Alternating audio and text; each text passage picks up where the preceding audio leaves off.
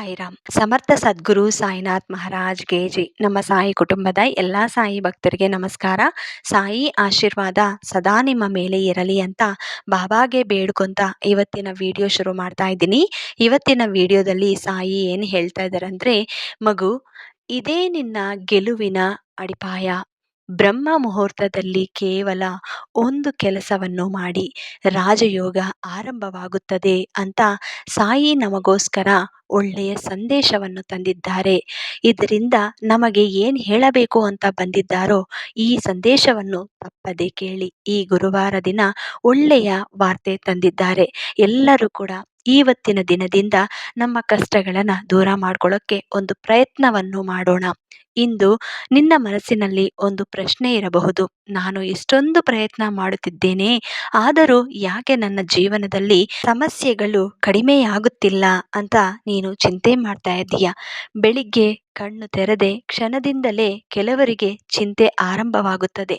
ಮನೆಯ ಖರ್ಚುಗಳು ಹೇಗೆ ನಿಭಾಯಿಸೋದು, ಮಕ್ಕಳ ಭವಿಷ್ಯ ಹೇಗಿರುತ್ತದೆ, ಆರೋಗ್ಯ ಸಮಸ್ಯೆ ಯಾವಾಗ ಕಡಿಮೆಯಾಗುತ್ತದೆ, ಉದ್ಯೋಗದಲ್ಲಿ ಯಾವಾಗ ಸ್ಥಿರತೆ ಬರುತ್ತದೆ, ಸಾಲ ಯಾವಾಗ ತೀರುತ್ತದೆ, ಇಷ್ಟು ಪ್ರಶ್ನೆಗಳು ನಮ್ಮ ಮನಸ್ಸಿನಲ್ಲಿ ಕಾಡುತ್ತಾ ಇರಬಹುದು. ಆದರೆ ಒಂದು ವಿಷಯ ನೆನಪಿಟ್ಕೋಬೇಕು, ಜೀವನದಲ್ಲಿ ಕಷ್ಟಗಳು ಬಂದಿವೆ ಎಂದರೆ ದೇವರು ನಿನ್ನನ್ನು ಮರೆತಿದ್ದಾನೆ ಎಂದಲ್ಲ. ಕೆಲವೊಮ್ಮೆ ದೇವರು ನಿನ್ನನ್ನು ದೊಡ್ಡ ಆಶೀರ್ವಾದಕ್ಕೆ ಸಿದ್ಧಪಡಿಸುತ್ತಿರುತ್ತಾನೆ. ಒಬ್ಬ ರೈತ ಬೀಜವನ್ನು ಮಣ್ಣಿನೊಳಗೆ ಹಾಕಿದಾಗ ಆ ಬೀಜ ಕತ್ತಲೆಯೊಳಗೆ ಹೋಗುತ್ತದೆ. ಅದು ಹಾಳಾಯಿತು ಎಂದು ಯಾರಾದರೂ ಹೇಳಬಹುದೇ? ಇಲ್ಲ, ಅದು ಮೊಳಕೆಯೊಡೆಯಲು ಸಿದ್ಧವಾಗುತ್ತದೆ. ಹಾಗೆಯೇ ಇಂದು ನೀನು ಎದುರಿಸುತ್ತಿರುವ ಕತ್ತಲೆ ದಿನಗಳು ನಿನ್ನ ಅಂತ್ಯವಲ್ಲ, ಅದು ನಿನ್ನ ಹೊಸ ಆರಂಭದ ತಯಾರಿ. ಬಹಳ ಜನರಿಗೆ ಒಂದು ಅಭ್ಯಾಸ ಇದೆ, ತಮ್ಮ ಜೀವನವನ್ನು ಇತರರ ಜೀವನದೊಂದಿಗೆ ಹೋಲಿಕೆ ಮಾಡಿಕೊಳ್ಳುವುದು. ಅವನು ದೊಡ್ಡ ಮನೆ ಕಟ್ಟಿದ ಅಥವಾ ಅವಳು ಒಳ್ಳೆಯ ಕಾರು ತೆಗೆದುಕೊಂಡಳು, ಅವರಿಗೆ ಎಲ್ಲ ಸೌಕರ್ಯಗಳಿವೆ, ಆದರೆ ಅವರು ಅನುಭವಿಸಿದ ನೋವು, ಕಷ್ಟ, ತ್ಯಾಗ ನಿನಗೆ ಕಾಣೋದಿಲ್ಲ. ಆದ್ದರಿಂದ ಯಾರ ಜೀವನವನ್ನು ನೋಡಿ ಅಸೂಯೆ ಪಡಬೇಡ. ನಿನಗೆ ಸಿಕ್ಕಿರುವ ಜೀವನವೇ ನಿನ್ನ ಪಯಣಕ್ಕೆ ಸರಿಯಾದದು. ನನ್ನ ಮಗು, ಕೆಲವೊಮ್ಮೆ ನಿನಗೆ ತುಂಬಾ ಹತ್ತಿರದವರೇ ನೋವು ಕೊಡಬಹುದು, ನೀನು ನಂಬಿದ ವ್ಯಕ್ತಿಯೇ ಮೋಸ ಮಾಡಬಹುದು, ನೀನು ಸಹಾಯ ಮಾಡಿದವರೇ ನಿನ್ನನ್ನು ಮರೆಯಬಹುದು. ಆ ಸಮಯದಲ್ಲಿ ನಿನ್ನ ಹೃದಯ ಒಡೆಯಬಹುದು. ಆದರೆ ನೆನಪಿಟ್ಕೋಬೇಕು, ಒಳ್ಳೆಯತನವನ್ನು ಬಿಡಬಾರದು. ಕೆಟ್ಟವರು ಬದಲಾಗದ ಕಾರಣಕ್ಕೆ ನೀನು ಬದಲಾಗಬೇಡ. ಕತ್ತಲೆಯನ್ನು ನೋಡಿ ಸೂರ್ಯ ಬೆಳಕು ಕೊಡೋದನ್ನು ನಿಲ್ಲಿಸೋದಿಲ್ಲ. ಹಾಗೆಯೇ ನಿನ್ನ ಒಳ್ಳೆಯತನವನ್ನು ಯಾರ ಕಾರಣಕ್ಕೂ ನಿಲ್ಲಿಸಬೇಡ.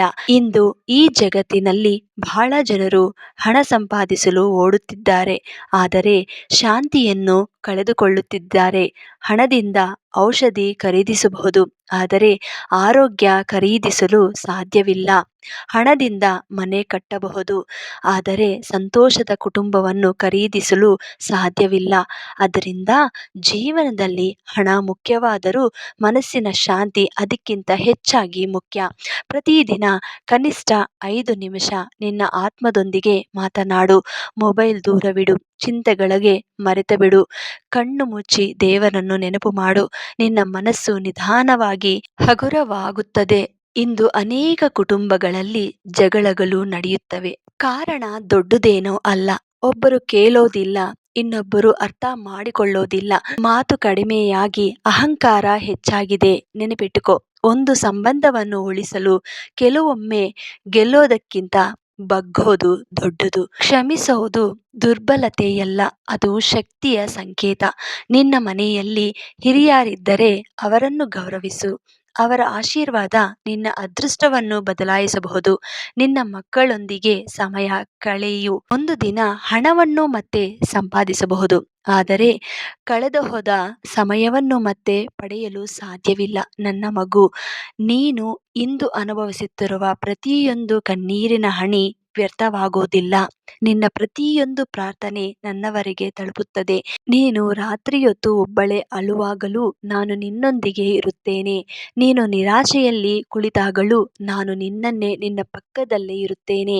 ನೀನು ಕಾಣದಿದ್ದರೂ ನಾನು ನಿನ್ನನ್ನು ಬಿಡೋದಿಲ್ಲ.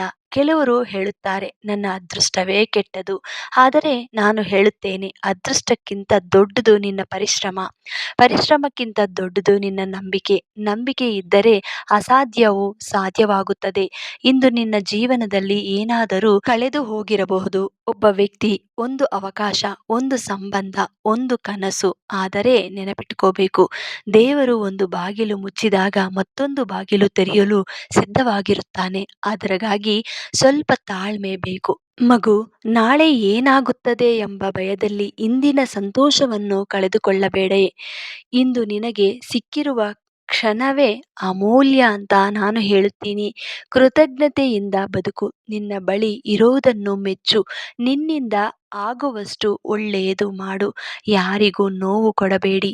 ಸತ್ಯದ ಮಾರ್ಗದಲ್ಲಿ ನಡೆಯು. ಒಂದು ದಿನ ನಿನ್ನ ಜೀವನವನ್ನು ನೋಡಿ ನೀನೇ ಆಶ್ಚರ್ಯಪಡುತ್ತೀಯಾ.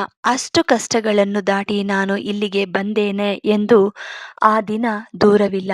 ಇಂದು ನಿನಗೆ ನಾನು ಕೊಡುವ ಆಶೀರ್ವಾದ, ನಿನ್ನ ಮನಸ್ಸಿಗೆ ಶಾಂತಿ ಸಿಗಲಿ, ನಿನ್ನ ಕುಟುಂಬಕ್ಕೆ ಸಂತೋಷ ಸಿಗಲಿ, ನಿನ್ನ ಕಷ್ಟಗಳು ನಿಧಾನವಾಗಿ ದೂರವಾಗಲಿ, ನಿನ್ನ ಪರಿಶ್ರಮಕ್ಕೆ ಉತ್ತಮ ಫಲ ಸಿಗಲಿ, ನಿನ್ನ ಮನೆಯಲ್ಲಿ ಆರೋಗ್ಯ, ಐಶ್ವರ್ಯ ಮತ್ತು ನೆಮ್ಮದಿ ಇರಲಿ. ಮಗು, ಬ್ರಹ್ಮ ಮುಹೂರ್ತದ ಆಚರಣೆ ನೀನು ತಪ್ಪದೇ ಮಾಡಬೇಕು. ಬೆಳಿಗ್ಗೆ ಬ್ರಹ್ಮ ಮುಹೂರ್ತ ಎಂದರೆ ಸೂರ್ಯೋದಯಕ್ಕಿಂತ ಸುಮಾರು 1 ಗಂಟೆ 36 ನಿಮಿಷಗಳ ಮೊದಲು ಬರುವ ಪವಿತ್ರ ಸಮಯನ ಬ್ರಹ್ಮ ಮುಹೂರ್ತ ಅಂತ ಹೇಳುತ್ತಾರೆ. ಈ ಸಮಯದಲ್ಲಿ ಪ್ರಕೃತಿ ಶಾಂತವಾಗಿರುತ್ತದೆ, ಮನಸ್ಸು ನಿರ್ಮಲವಾಗಿರುತ್ತದೆ ಮತ್ತು ದೇವರ ಅನುಗ್ರಹವನ್ನು ಪಡೆಯಲು ಅತ್ಯುತ್ತಮ ಕಾಲವೆಂದು ಋಷಿಮುನಿಗಳು ಹೇಳಿದ್ದಾರೆ. ಬ್ರಹ್ಮ ಮುಹೂರ್ತದಲ್ಲಿ ಏನು ಮಾಡಬೇಕು ಅಂದರೆ, ನಿದ್ರೆಯಿಂದ ಎದ್ದ ಕೂಡಲೇ ಹಾಸಿಗೆಯ ಮೇಲೆಯೇ ಕುಳಿತು ದೇವರನ್ನು ಸ್ಮರಿಸಬೇಕು. ಓಂ ಸಾಯಿರಾಮ್ ಅಥವಾ ನಿಮ್ಮ ಇಷ್ಟದ ದೇವರ ನಾಮವನ್ನು ಜಪಿಸುತ್ತಾ ಇರಬೇಕು. ಮುಖ ತೊಳೆದು ಸಾಧ್ಯವಾದರೆ ಸ್ನಾನ ಮಾಡಿ ಶುಭ್ರವಾದ ಬಟ್ಟೆ ಧರಿಸಬೇಕು. ದೀಪ ಹಚ್ಚಿ ಕನಿಷ್ಠ 10 ರಿಂದ 15 ನಿಮಿಷ ಧ್ಯಾನ ಮಾಡಬೇಕು. ಸಾಯಿ ಸಚ್ಚರಿತ್ರೆ, ಭಗವದ್ಗೀತೆ ಅಥವಾ ಯಾವುದಾದರೂ ಆಧ್ಯಾತ್ಮಿಕ ಗ್ರಂಥವನ್ನು ಓದಬೇಕು. ಆ ದಿನದ ಕಾರ್ಯಗಳನ್ನು ದೇವರಿಗೆ ಅರ್ಪಿಸಿ ಪ್ರಾರ್ಥನೆ ಮಾಡ್ಕೋಬೇಕು.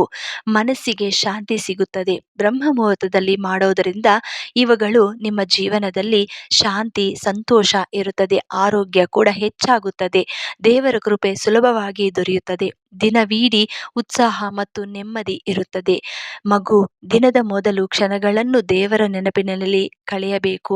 ಬೆಳಗ್ಗಿನ ಪವಿತ್ರ ಸಮಯದಲ್ಲಿ ಮಾಡಿದ 1 ನಿಮಿಷದ ಪ್ರಾರ್ಥನೆಯು ಕೂಡ ಮನಸ್ಸನ್ನು ಬದಲಾಯಿಸುವ ಶಕ್ತಿ ಹೊಂದಿದೆ. ಹಣ, ಸ್ಥಾನ, ಮಾನ, ಯಶಸ್ಸು ಎಲ್ಲವೂ ನಂತರ ಬರುತ್ತವೆ. ಮೊದಲು ಮನಸ್ಸಿನ ಶಾಂತಿಯನ್ನು ಗಳಿಸಿ.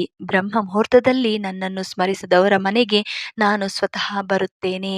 ಮಗು, ಬ್ರಹ್ಮ ಮುಹೂರ್ತದಲ್ಲಿ ಪ್ರತಿದಿನ ಕನಿಷ್ಠ 11 ಬಾರಿ ನೀವು ನಿನ್ನ ಇಷ್ಟ ದೇವರ ನಾಮಸ್ಮರಣೆ ಮಾಡಬೇಕು.